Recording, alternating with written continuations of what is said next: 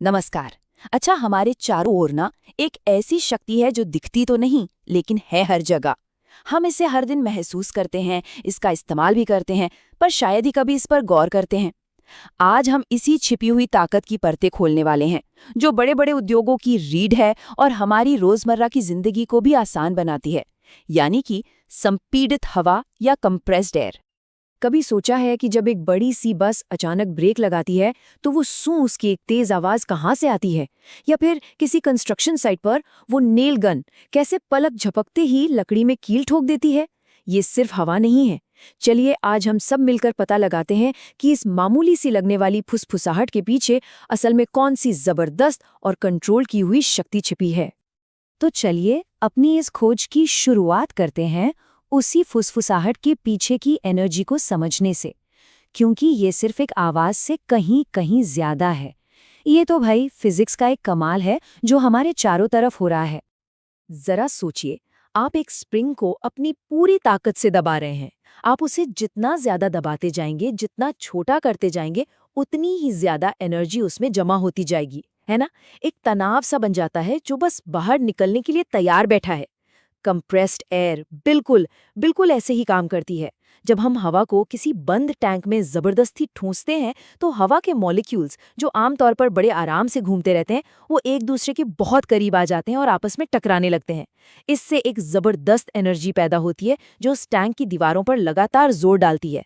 वो जो सिस की आवाज हम सुनते हैं ना, वो असल में इसी जमा हुई एनर्जी का एक पावरफुल रिलीज है, जो काम करने के लिए, किसी चीज को घुमाने के लिए या किसी मशीन को चलाने के लिए बेताब है।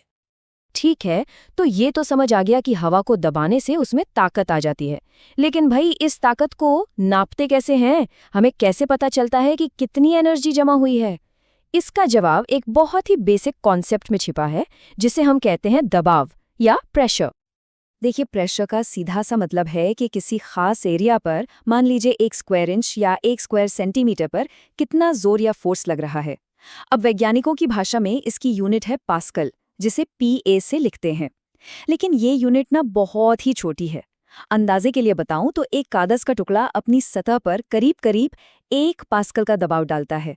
अब खुद सोचिए, जब हम बड़ी बड़ी मशीनों की बात कर रहे हैं तो पास्कल में तो नंबर बहुत ही बड़े हो जाएंगे। इसीलिए इंडस्ट्री में और आम जिंदगी में हम एक बड़ी यूनिट चाहिए, और यहीं पर काम आता है बार। एक बार पूरे 1 लाख पास्कल के बराबर होता है। ये हमें एक प्रैक्टिकल स्केल देता है जिससे हम इस ना दिखने वाली शक्ति को आसानी से नाप सकते हैं।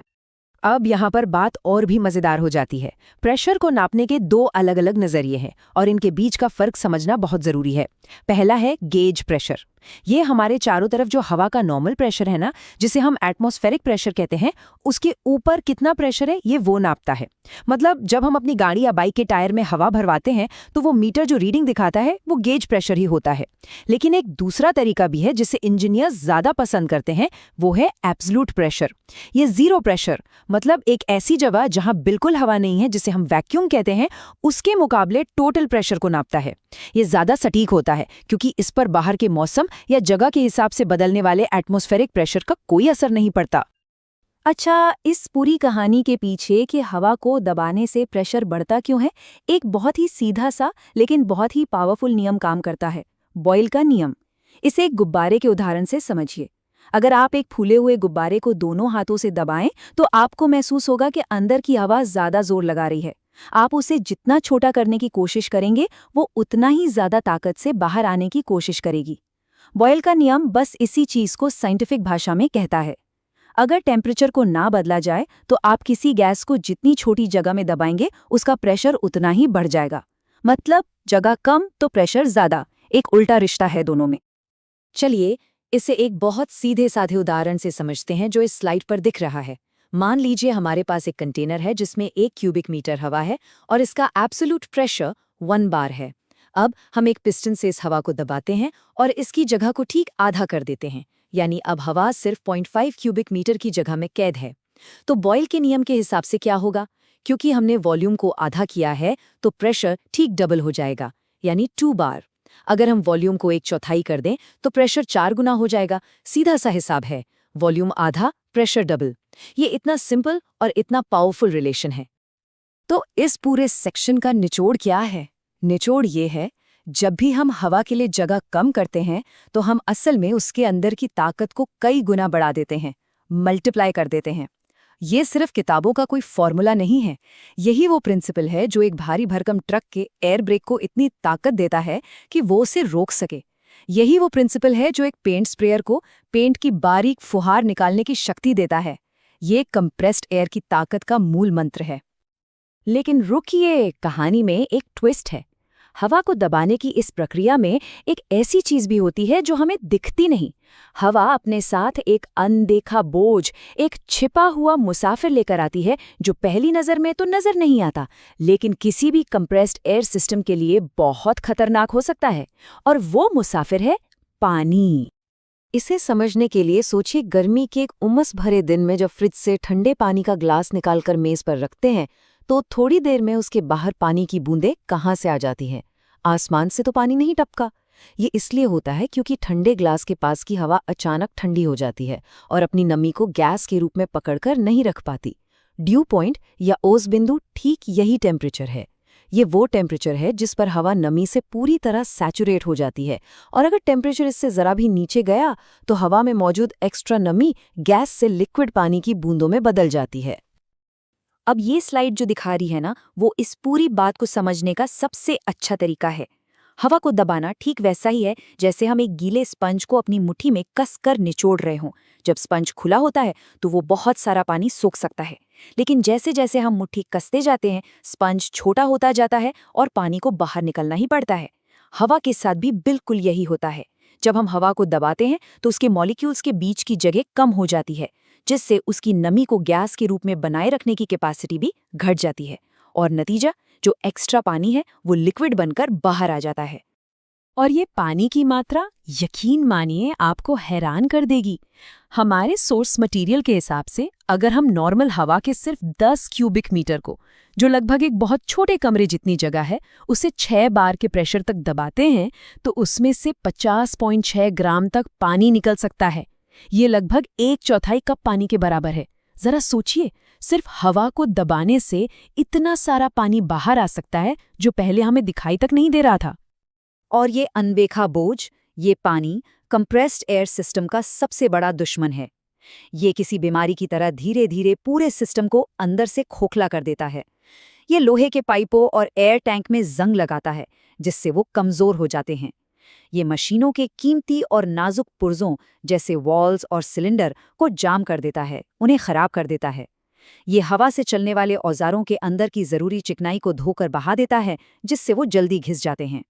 इसीलिए किसी भी प्रोफेशनल कंप्रेस्ड एयर सिस्टम में हवा को इस्तेमाल करने से पहले इस पानी को ड्रायर और फिल्टर से हटाना सबसे जरूरी कामों में से एक होता है। अब हम आते हैं अपने विश्लेषण के आखिरी और शायद सबसे जरूरी हिस्से पर। ये एक ऐसी आम गलतफहमी को दूर करता है जिसे ना समझना न्यूमैटिक्स की दुनिया में सबसे महंगी गलतियों में से एक हो सकता है, और ये है प्रेशर और फ्लो के बीच का रिश्ता। चलिए इस बात को बिल्कुल साफ कर लेते हैं, क्योंकि ये सबसे बड़ी गलतफहमी है। प्रेशर और फ्लो एक ही चीज नहीं है। मैं फिर से दोहराती हूँ, प्रेशर और फ्लो दो अलग अलग चीजें हैं। सोर्स मटेरियल इस पर बहुत ज्यादा जोर देता है, और ये समझना किसी भी न्यूमैटिक सिस्टम को डिजाइन करने या उसके कोई भी प्रॉब्लम को सॉल्व करने के लिए बेहद बेहद जरूरी है। प्रेशर ड्रॉप या दबाव में गिरावट का मतलब क्या है?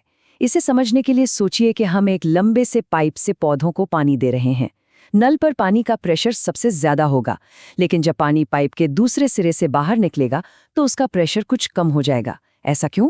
क्योंकि पानी को पाइप की दीवारों से होने वाली रगड़ और रास्ते के मोड़ों से लड़ना पड़ता है।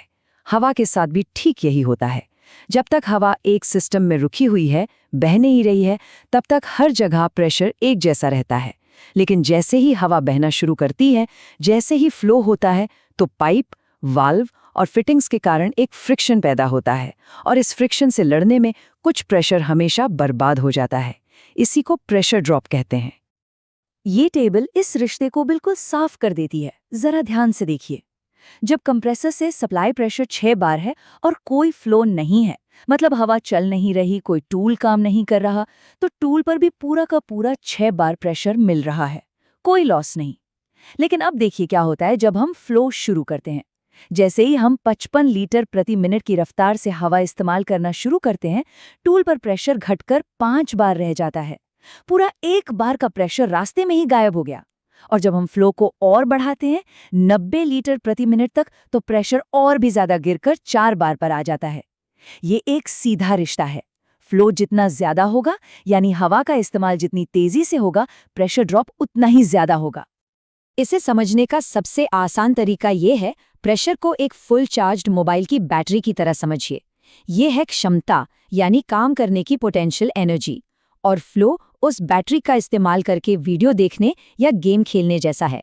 ये है क्रिया, यानी काइनेटिक एनर्जी।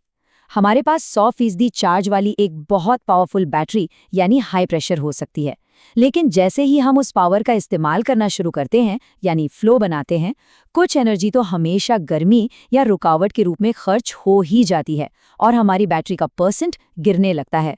यही प्रेशर ड्रॉप है। मतलब हमारे पास क्षमता तो बहुत है, पर उस क्षमता को काम में लाने की एक कीमत चुकानी पड़ती है। तो हमने एक मामूली सी फुसफुसाहट से अपनी ये यात्रा शुरू की और देखा कि कैसे ये एक शक्तिशाली काम करने वाली एनर्जी का सिंबल है। हमने सीखा कि बॉयल के नियम से हवा को दबाने पर उसकी ताकत कैसे बढ़ती है, लेकिन साथ ही उसमें छिपा पानी कैसे एक दुश्मन बन सकता है। और सबसे जरूरी बात, हमने क्षमता यानी प्रेशर और क्रिया यानी फ्लो के बीच के अहम फर्क को समझा। कंप्रेस्ड एयर एक अदृश्य लेकिन अविश्वसनीय रूप से शक्तिशाली ताकत है, जिसने फैक्ट्रियों से लेकर अस्पतालों तक हमारी दुनिया को एक नया आकार दिया है। अब सवाल ये है कि भविष्य में इंसानी दिमाग इस अदृश्य शक्ति का इस्तेमाल करके और क्या-क्या कमाल की चीजें बनाएगा।